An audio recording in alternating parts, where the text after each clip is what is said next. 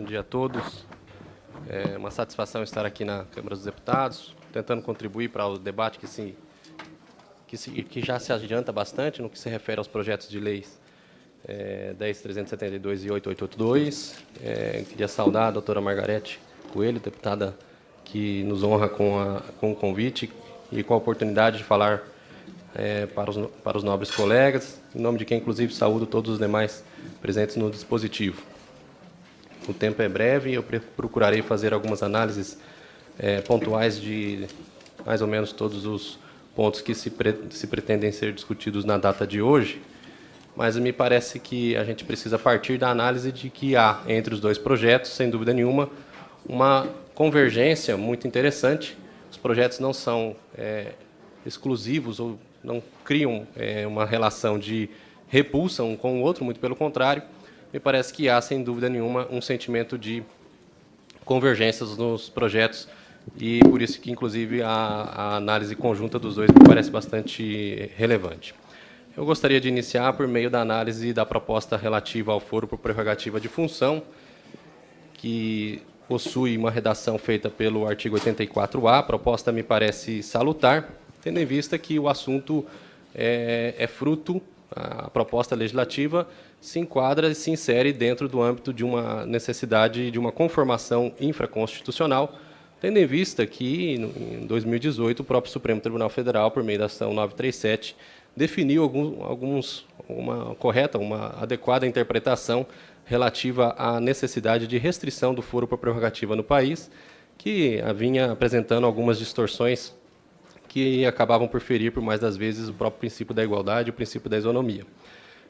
A interpretação que prevaleceu naquela ocasião pelo Supremo Tribunal Federal foi no sentido de que o foro por prerrogativa de função há de obedecer pelo menos dois grandes parâmetros gerais. O primeiro deles, de que a infração tenha sido praticada em razão do cargo, ou em razão da função pública ocupada pelo detentor do cargo, e, mais do que isso, ainda no mandato. E isso acabou proporcionando, sem dúvida nenhuma, um enxugamento dos processos que tramitam e tramitariam junto aos tribunais superiores. O que o artigo 84A da proposta faz é justamente criar uma regra que contempla, no aspecto ou para o funcionamento do sistema de justiça em primeira instância, algumas questões práticas que ocorrerão frente ao surgimento, durante uma investigação ou durante uma persecução penal, ao surgimento de informações que noticiam ao envolvimento de alguma pessoa detentora de foro por prerrogativa de função, e o projeto, para não colidir com a interpretação dada pelo Supremo Tribunal Federal, que, repito, é uma interpretação feita com base nos preceitos constitucionais, de modo que a legislação infraconstitucional deve adequar-se a ela, no sentido de que, identificadas essas situações, cabe ao juiz extrair cópias e remeter cópias que noticiam o envolvimento da pessoa com supostamente envolvimento no crime que tenha foro por prerrogativa de função para o tribunal correspondente, para que, se for o caso, e aí somente se for este o caso, o tribunal excepcionalmente avocar todo o processo para dar continuidade à tramitação deste caso, deste processo. Isso significa que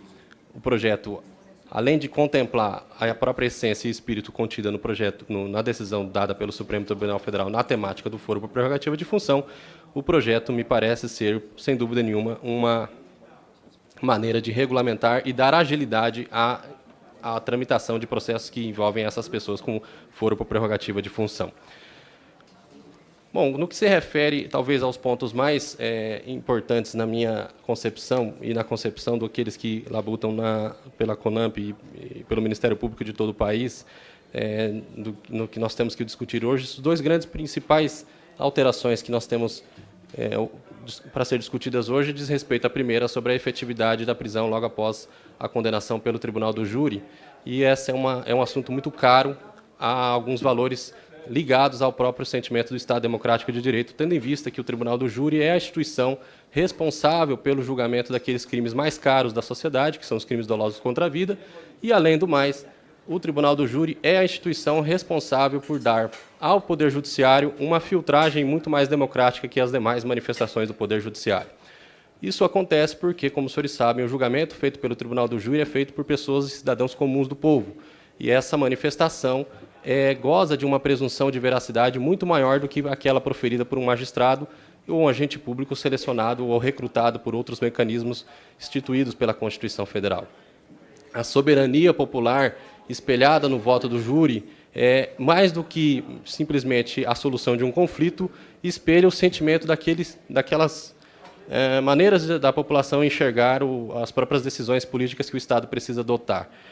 E isso faz com que a decisão proferida pelos jurados goze de uma presunção legal, inclusive princípio constitucional, que é o atributo da soberania dos vereditos. A soberania dos vereditos se assenta na soberania e na vontade de dar à população brasileira, consultada por meio desses mecanismos de democracia participativa ou democracia direta, uma manifestação plenamente válida daquela sua manifestação popular. Isso faz com que o Tribunal do Júri tenha, ao contrário do que se possa supor, muito mais credibilidade do que qualquer outra instituição do sistema de justiça que atualmente vigora não só no Brasil, mas em outros países do mundo. Aliás, em outros países do mundo, a decisão do Tribunal do Júri sequer pode ser reavaliada em qualquer aspecto em graus de recursos, razão pela qual a decisão proferida pelo Tribunal do Júri no Brasil, seguindo essa tendência, também não pode ser reformada no mérito. E esse é um ponto importante no que se refere à interpretação adequada sobre o princípio da presunção do estado de inocência no que se refere à condenação proferida no Tribunal do Júri. No Tribunal do Júri, tal qual acontece com os recursos especiais extraordinários, uma vez ofertado um recurso contra a decisão proferida pelo Tribunal do Júri, não são mais devolvidos aos tribunais e às instâncias superiores o conhecimento do fato em si mesmo. As provas não são mais revaloradas e ali se encerra o juízo de culpabilidade. O único exercício elaborado pelos tribunais quando conhecem um recurso frente a uma decisão do Tribunal do Júri são situações de nulidades processuais ou circunstâncias de formalidades processuais. Isso significa que a culpabilidade do réu está proferida e encerrada quando é decidido o caso pelo Tribunal do Júri, situação absolutamente a mesma naquelas em que o Supremo Tribunal Federal decidiu que, uma vez proferida a decisão... Uma vez proferida a decisão nos tribunais de segunda instância, devido ao fato dos recursos especiais extraordinários não possuírem a capacidade de revaloração dos fatos e das provas contidas no processo, o sujeito, o agente condenado, já deve inicialmente e imediatamente iniciar o cumprimento da pena. É exatamente a mesma situação jurídica e, para além desse enfoque eminentemente jurídico, cabe aqui um alerta muito importante. Eu já fiz mais de 100 júris na minha carreira de promotor de justiça e, em inúmeras ocasiões, nos deparamos com a situação, digamos, no mínimo esdrúxula, do réu tendo sido condenado, réus, inclusive, confessos, ou seja, em situações em que sequer é cogitável dizer que para ele é necessário que se vigore ou que se presuma a sua inocência, porque sequer ele mesmo a presume, sequer ele mesmo a assuma, ele sai pela mesma porta de entrada da Casa de Justiça com os jurados e com todos os demais cidadãos que o condenaram. É uma situação absurda e esdrúxula, não porque haja qualquer tipo de sanha punitivista diante de uma situação como essa, mas porque, para a população em geral, é necessário que ela mantenha a crença de que o sistema de justiça funciona para encarcerar aqueles que violam o bem jurídico mais importante de uma sociedade, que é o direito à vida. É incompreensível para qualquer cidadão e para qualquer sistema de justiça internacional. Recentemente fizemos um evento sobre o Tribunal do Júri no Conselho Nacional do Ministério Público, com a presença de juristas internacionais, e quando indagado a eles como é que funcionava a possibilidade de prisão logo em seguida a condenação pelos júris, eles sequer conseguiam compreender essa indagação, porque para eles é incompreensível que alguém chegasse ao Tribunal do Júri solto e, quanto menos, admissível que alguém, depois de condenado pelo Tribunal do Júri, pudesse responder esse processo em liberdade. Portanto, esse é um ponto muito importante da reforma. Vem ao encontro justamente da função comunicacional da pena, porque a pena criminal, uma vez aplicada, ela deve comunicar para todos os demais cidadãos de que o sistema funciona, de que o sistema é adequado e de que ser bom e ser honesto ainda vale a pena. A pena tem esta função de comunicar a todos os demais cidadãos brasileiros a necessidade de respeito às instituições e de crença nessas instituições. A perda da confiança no Poder Judiciário é algo absolutamente deletério e, nesse ponto, o projeto anda muito bem de prever a possibilidade de prisão imediata após a condenação pelo Tribunal do Júri, porque ali está manifestada a vontade soberana e absoluta da população de um modo geral. Eventualmente, alguns podem fazer a crítica de que mas o sujeito, a decisão do júri não é indene de erros. Claro que não é. Aliás, o erro judiciário é um assombro que praticamente persegue todas as reformas penais brasileiras, mas não é em nome dela que nós não podemos avançar sobre determinadas pautas. Essa situação de possibilidade de erro, ela é contemplada pelo sistema legal na possibilidade em que o relator, recebido um recurso em que o juiz decretou a prisão de um sujeito logo após a condenação no júri, em que ele, se valendo do poder de cautela justamente em situações teratológicas e absurdas, pode sim conceder a liberdade, essa inclusive é a jurisprudência consolidada pelo Supremo Tribunal Federal e o Superior Tribunal de Justiça, em situações em que o réu foi pronunciado, a pronúncia foi alvo de recurso e foi confirmada pelo Tribunal de Justiça em segunda instância, e essa decisão foi desafiada por um novo recurso junto aos tribunais superiores. Nessas situações, em havendo uma situação de realmente perigo iminente de danos para os direitos do réu, é possível que o relator conceda um efeito suspensivo e conceda, por exemplo, a liberdade provisória nessas situações. Ou seja, existem remédios para situações que podem assombrar a expectativa daqueles que dizem que isso aqui geraria uma prisão exagerada, muitas vezes equivocada, a decisão do jurado pode ser proferida de forma equivocada, mas essas, a meu ver, são todas premissas absolutamente indevidas, porque partem de um preconceito de que a população julga mal, e a população não julga mal. Nesses mais de 100 júris que eu fiz, eu pude constatar que a população tem muito a ensinar, não só para todo o sistema jurídico brasileiro, como todo o sistema democrático também. Bom, senhores, no que se refere à restituição de coisa apreendida, a outra proposta feita pelo Parlamento e objeto dessa discussão, um enfoque que eu gostaria de dar é o seguinte: o sistema penal precisa funcionar para também comunicar à população de que o crime há de não compensar. Essa é a grande leitura. Há de não compensar porque aquele que pratica crimes e ofere qualquer tipo de vantagens e enriquecimentos em razão da prática delitiva não pode, ainda que cumpra a pena, ter, numa análise racionalista de custo-benefício, a perspectiva de que valeu a pena cometer aquele delito. O cumprimento da pena é um aspecto importante, sem dúvida nenhuma, mas é necessário que a despatrimonialização do indivíduo venha ao encontro justamente dessa expectativa geral da população de que o crime há de não compensar. O sujeito que ofere lucros, por exemplo, com a prática de tráfico ilícito de drogas, e essa é uma atividade altamente lucrativa, infelizmente, se o sujeito cumpre a pena e depois ofere todas as vantagens patrimoniais adquiridas dessa atividade, isso comunica para todo o restante da população que essa atividade, embora ele tenha sido preso, valeu a pena.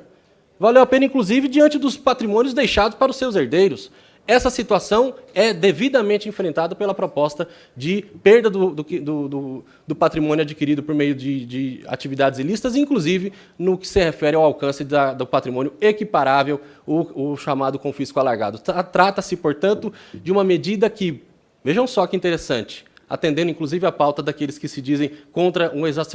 exacerbado punitivismo brasileiro. Nós não investimos aqui somente no encarceramento, nós investimos aqui no recrudescimento de outra função da pena, que é o caráter retributivo e exemplificativo, no sentido de dizer a todos da população brasileira de que o crime não compensa porque o sujeito perderá todo o patrimônio aferido, ainda que indiretamente, com essa infração penal, e isso faz com que o sistema não invista pura e simplesmente no sistema, no cumprimento de penas privativas de liberdade. Portanto, essa me parece uma tendência inevitável do sistema legal brasileiro, e isso é importante porque também atende a algumas convenções de tratados subscritos pelo Brasil, inclusive, principalmente a Convenção de Mérida e a Convenção de Viena, que são tratados internacionais já internalizados no Brasil, que, inclusive, recomendam a adoção de mecanismos de despatrimonialização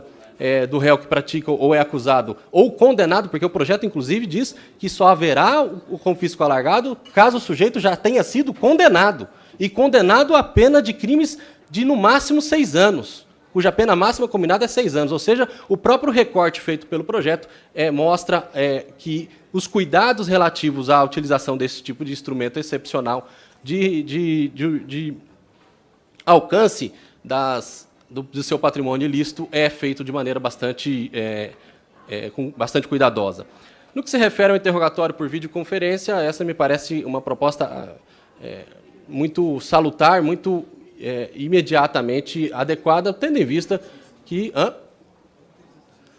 A videoconferência? Não, videoconferência não... da maneira como está no projeto, ele não é a regra. Portanto, não é verdadeira essa premissa. Porque o que é colocado pelo projeto é, em evidenciadas situações em que o magistrado identifica aqueles pressupostos colocados na lei, ele se valerá desse mecanismo. Então, não é a regra. A regra é para situações em que é necessária a videoconferência por conta de riscos de fuga ou risco de resgates, e essa é uma realidade de quem mora em São Paulo. Eu sou paulista e já morei em São Paulo durante toda a minha vida e sei de que essa é uma situação absolutamente rotineira e cotidiana. Eu sou de Presidente Prudente e nasci em Presidente Venceslau, onde existem os 2 presídios mais importantes do Brasil e que abrigam e que detêm inúmeros líderes de facções criminosas brasileiras, e aquela situação que é vivida naqueles presídios deve ser atendida pela alteração legislativa justamente antenada com a necessidade de fazer frente a esse tipo de criminalidade. O deslocamento de um preso para a presença do magistrado em situações de crimes à distância, além de serem contraproducentes porque produzem justamente um retardamento indevido do processo, custam um recurso econômico extremamente elevado. Então, o fato é que a criminalidade comum não será alcançada por essa alteração e a presença do réu perante a autoridade judiciária será feita de maneira adequada e rotineira, mas é necessário que a legislação crie mecanismos extraordinários para situações extraordinárias. É isso exatamente o que o projeto propõe, né? Eu até vislumbro aqui uma certa sintonia com a alteração proposta pelo projeto, com as alterações feitas recentemente na Lei de Introdução das Normas do Direito Brasileiro, que mandam o magistrado ou o Poder Judiciário, quando proferir as suas decisões, levar em conta, inclusive, as consequências de seus atos e as consequências, inclusive, econômicas. Portanto, uma decisão nesse sentido, em que o magistrado, analisando o custo-benefício do deslocamento de um preso, que consome, por conta do deslocamento de todo um aparato policial, não só recursos financeiros, mas inclusive a privação desses profissionais no sistema de justiça rotineiro e cotidiano, é um custo desnecessário frente ao desenvolvimento das tecnologias que se avizinham, né? Negar a utilização das tecnologias me parece algo absolutamente equivocado e a legislação caminha bem também nesse sentido. Por fim, senhores, eu queria falar sobre a questão da prisão em flagrante. E a alteração proposta é a inclusão do parágrafo 2º do artigo 310. Trata-se, a meu ver, de uma alteração bastante importante, porque o que se critica hoje no movimento, digamos, refratário a determinadas atuações denominadas e às vezes batizadas de ativismo judicial é que o magistrado acaba tendo uma certa liberdade, uma discricionariedade inadequada para fazer frente a situações em que a população ou até a legislação posta não previu aquilo daquela maneira. O que o 310, parágrafo 2º, faz é justamente de robustecer um aparato para o aparato judicial e o aparato legal para que o magistrado se utilize de parâmetros mais seguros, mais objetivos, para, inclusive, converter a prisão em flagrante em prisão preventiva em situações muito importantes de ser destacado, para situações em que há crimes praticados por pessoas verdadeiramente criminosas. Veja que a redação da proposta feita é no sentido de que a prisão será decretada em situações de réu reincidente, e reincidência no Brasil não é mera reiteração de prática criminosa, isso é muito importante de ser assentado. Reincidência no Brasil é algo difícil, muito diferente, inclusive, da legislação estrangeira,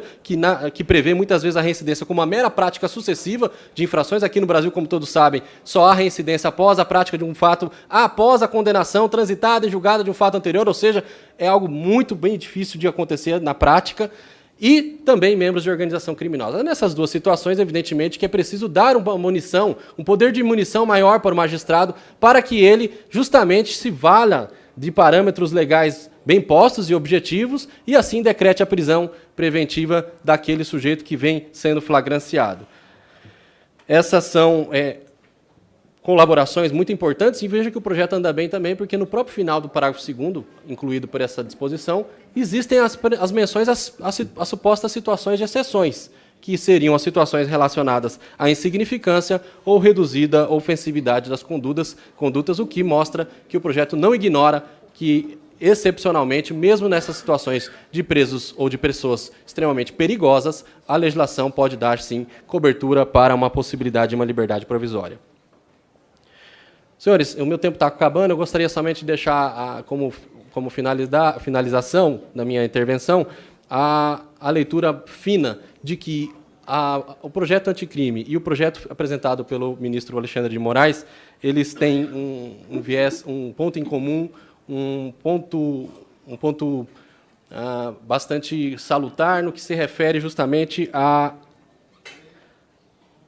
dar o tratamento penal mais severo e adequado para a alta criminalidade. Vejam, se os senhores colocarem em um arquivo editável e pesquisarem crime organizado ou criminalidade organizada, vocês vão verificar que foi o grande centro de preocupação desses projetos, e nós precisamos, frente à criminalidade e os números alarmantes que nós temos no Brasil, e não são poucos, ter uma munição legislativa adequada para lidar com essas situações. Essas situações não são conhecidas do direito estrangeiro, e o direito brasileiro precisa fazer frente a essas peculiaridades, pelo que eu penso que os projetos atendem a essa nossa necessidade, né? Eu vejo que as reformas penais alcançam e procuram alcançar a todos, e não somente uma casta, que não cria qualquer tipo de privilégios,